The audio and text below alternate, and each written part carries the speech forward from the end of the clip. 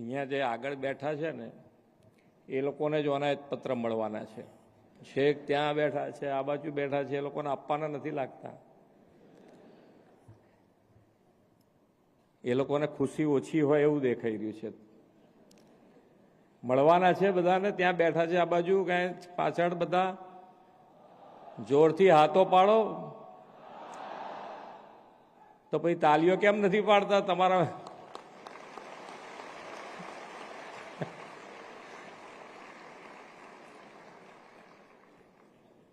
તમારામાંથી કોઈક મિત્ર એ તો જે તમે જુઓ અહીંયા આગળ આવ્યા તારે તમે બધા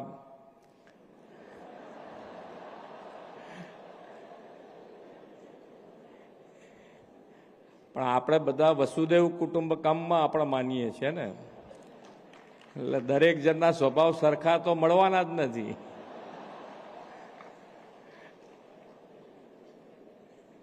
એટલે તમે જે બધા છો, તમારે તો કેટલા બધા લોકોનું 7 કરોડ ગુજરાતીઓના કામ કરવા માટે તમે સિલેક્ટ કર્યા છો. એટલે દરેક જણને કેટલી ધીરજ ને ધૈર્ય રાખવું પડે વિચારી લેજો. અહીંયા તો અમે કેટલા જણને બોલાયા હતા?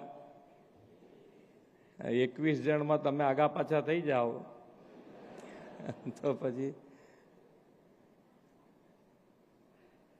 ચાલો. ગુજરાત ગૌણ સેવા પસંદગી મંડળ દ્વારા સરકારશ્રીના વિવિધ વિભાગોમાં પસંદગી પામેલ 4473 ઉમેદવારોને નિમણૂક પત્ર એનાયત સમારોહમાં આપણી સૌની સાથે મંચ ઉપર ઉપસ્થિત મારા સાથી નાયબ મુખ્યમંત્રી શ્રી હર્ષભાઈ સંઘવી, મારા સાથી મંત્રી શ્રી જીતુભાઈ વાઘાણી, શ્રી અર્જુનભાઈ મોઢવાડિયા, શ્રી રમણભાઈ સોલંકી, ગાંધીનગર મહાનગરપાલિકાના મેયર શ્રીમતી મીરાબેન પટેલ, મુખ્ય સચિવ શ્રી મનોજકુમાર દાસ, સામાન્ય વહીવટ વિભાગના અધિક મુખ્ય સચિવ શ્રીમતી સુનૈના તોમર, મહેસૂલ વિભાગના અધિક મુખ્ય સચિવ શ્રીમતી જયંતિ રવિ, ગુજરાત ગૌણ સેવા પસંદગી મંડળના ચેરમેન શ્રી તુષારભાઈ ધોળકિયા, આમંત્રિત સર્વે મહાનુભાવો, પ્રેસ મીડિયાના મિત્રો,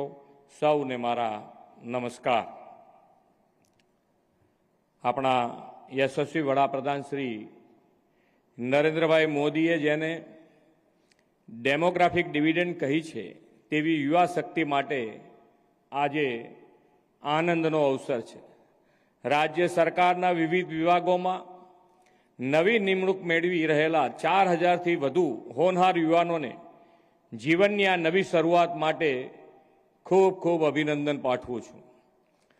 અખંડ ભારતના શિલ્પી લોહ પુરુષ સરદાર વલ્લભભાઈ પટેલની 150મી જન્મજયંતિ વર્ષમાં તમને સૌને સરકારમાં જોડાઈને લોકોની સેવાની તક મળી છે. સરદાર સાહેબે આઝાદી પછી દેશની વહીવટી પદ્ધતિના આર્કિટેક્ટ તરીકે ગુડ ગવર્નન્સ માટે અમૂલ્ય યોગદાન આપ્યું છે. સરદાર સાહેબે સિવિલ સર્વન્ટની જવાબદારી અંગે બહુ સૂચક વાત કહી હતી. આઝાદ ભારતના સિવિલ સર્વન્ટ પોતાને દેશના સામાન્ય નાગરિકનો જ એક ભાગ સમજીને પોતાની ફરજો બજાવવાની છે એવો સંદેશ તેમણે આપ્યો હતો.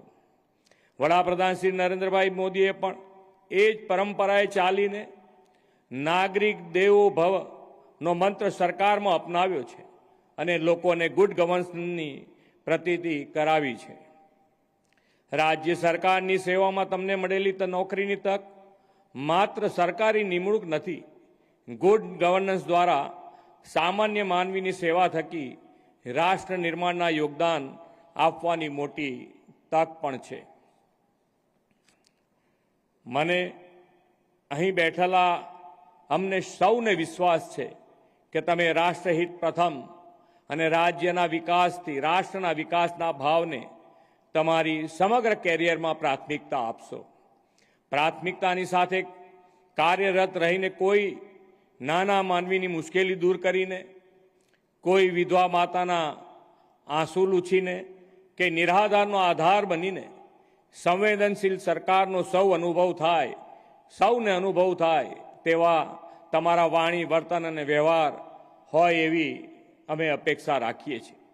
આદરણીય શ્રી મોદી સાહેબે ગુડ ગવર્નન્સ માટે ટ્રાન્સપરન્સી, ડિજિટલ ટેકનોલોજીનો વધુ ને વધુ ઉપયોગ અને હ્યુમન રિસોર્સિસ મેનેજમેન્ટ પર ફોકસ કર્યું છે. વિકસિત ભારતના નિર્માણ માટે ગરીબ, યુવા, અન્નદાતા અને નારી શક્તિને તેમણે મજબૂત પિલ્લર કહ્યા છે. આપણે પણ એ 4 પિલ્લરને વિકસિત ગુજરાત માટેનો આધારસ્તંભ બનાવ્યો છે. વડાપ્રધાનશ્રીની પ્રેરણાથી ગવર્નન્સમાં ટેકનોલોજીનો વ્યાપ વધાર્યો છે અને કેડર મેનેજમેન્ટ પોર્ટલ કાર્યરત કર્યું છે. 3000થી વધુ કેડરની માહિતી સાથેનું આ પોર્ટલ ખાલી જગ્યાઓ ભરવા અને ભવિષ્યના મેન પાવર રિક્રુટમેન્ટના આયોજન માટે મહત્વપૂર્ણ બન્યું છે. વિકાસની તેજ ગતિની સાથે લોકોને ઇઝ ઓફ લિવિંગ અને ઇઝ ઓફ ગવર્નન્સ મળે તેવા હેતુ સાથે આપણે કામ કરી રહ્યા છીએ.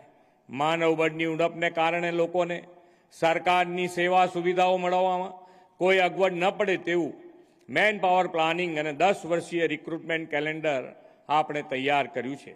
આના પરિણામે રોજગાર ઈચ્છુક યુવાનોને પરીક્ષાની આગોતરી માહિતી મળી રહે છે અને પૂરી તૈયારીઓ કરીને સફળતા મેળવી શકે છે. આ એક અદ્ભુત માન્ય વડાપ્રધાન શ્રી કે જે ટ્રાન્સપરન્સી અને ટ્રાન્સપરન્સીના હિસાબે આજે તમે બધા જ અહીંયા નોકરી જે મેળવી છે એ કોઈ પણ જાતની કોઈ પણ લાગવગ વગર પોતાની મહેનત થકી આ નોકરી ગુજરાત સરકારમાં મળતી થઈ ગઈ છે. એ આપણા સૌ માટે આનંદની વાત છે.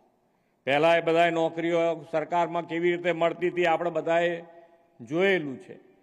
અને આજે તમે જ્યાં હોવ ત્યાં ગુજરાતના કોઈ પણ ખૂણેથી આપણો યુવા આ પરીક્ષા આપી શકે અને એને પોતાને એના જો પોતાનામાં આવડત છે, પોતાની હોશિયારી છે, તો એને પોતાને વિશ્વાસ હોય છે કે મને ગુજરાત સરકારમાં નોકરી મળશે મળશે ને મળશે. આ આપણા માટે ખૂબ મોટી સિદ્ધિની વાત છે. વડાપ્રધાનશ્રીના નેતૃત્વમાં દેશના યુવાનો માટે સરકારી નોકરીઓ ઉપરાંત ખાનગી જાહેર ક્ષેત્રોમાં પણ હર હાથ કો કામ હર કામ કા સન્માનનો ધ્યેય સાકાર કરવા રોજગારના અવસરો ખુલ્યા છે. આ માટે તેમણે રોજગાર મેળાઓ આપણે અહીંયા રોજગાર મેળાઓ શરૂ કરાવ્યા છે. યુવાનોને તેના દ્વારા નિમણૂકો પણ મળી રહી છે. 3.5 કરોડ યુવાનોને રોજગારના અવસરો આપવા વડાપ્રધાન શ્રી મોદી સાહેબના વિઝનથી PM વિકસિત ભારત યોજના પણ કાર્યરત થઈ છે. 2047માં દેશની આઝાદીની આપણે શતાબ્દી મનાવીશું ત્યાં સુધીના આ સમયને વડાપ્રધાન શ્રી મોદી સાહેબે અમૃતકાળ કહ્યો છે. તમે સૌ એવા નસીબવાળા અને નાની વયના યુવાનો છો કે અમૃતકાળમાં તમને જનસેવાની તક મળી છે. આપણે આઝાદીની શતાબ્દી 2047માં મનાવીએ ત્યારે તમે સૌ સરકારી સેવામાં કાર્યરત હશો જ. વિકસિત ભારત માટે વિકસિત ગુજરાતના નિર્માણના સંવાહક બનીને તમે ઈમાનદારી અને નિષ્ઠાથી લોકોની સેવા કરો. તમારી ફરજો અને કામમાં શિથિલતા નહીં, નવીનતાના અભિગમ સાથે ઉત્તરોત્તર પ્રગતિના શિખરો સર કરો. એ જ શુભેચ્છા સાથે વિરમું છું. ભારત માતા કી જય. વંદે માતરમ. જય જય ગરવી ગુજરાત.